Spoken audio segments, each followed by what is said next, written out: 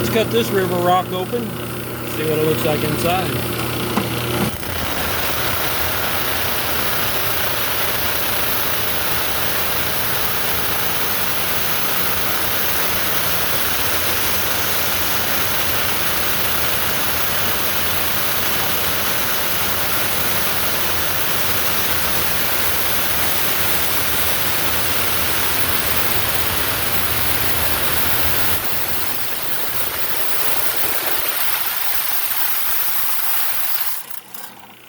That stone was pretty soft.